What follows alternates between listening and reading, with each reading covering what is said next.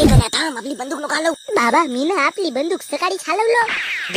डुक्कर आहे वाटते समोर. तर मग साईडला हो ना का बाबा, फालतू बंदुकीतून गोळी सुटेल तर तुझ्या गुबीला लागल. अबे गण्या, मोठा डगर डुक्कर आहे वाटते. एकाड्या हो का? माहित नाही, तू समोर हो बरं. मी कायले समोर हो बाबा? तू मोठा माणूस आहेस, तू समोर हो ना. बे भोसडीच्या बंदूक तुझ्या हातात आहे ना. तर बाबा तुझ्या हातात भाला आहे ना, तो का माझ्या गुबीत टाकालो? अबे त्या डुकराले मारावाचा नसे, फक्त भेवाळाचा आहे. तर मग तू हो ना समोर. लहान पोराचा जीव कायला घेतेस? अबे समजा डुकरानं मला मारलं तर तुझी माय विधवा बनवलं बे. बाबा डुकरानं मले मारलं तर माझी माय बिनपोराची राहील ना. अबे मी जिवंत राहीन तर दुसरा पोरगा पैदा करीन. चल हो समोर. सरळ सांग ना बाबा, तू माझी ती बली देवाला आलास. बे गण्या, हा पाय झुडू फाडला.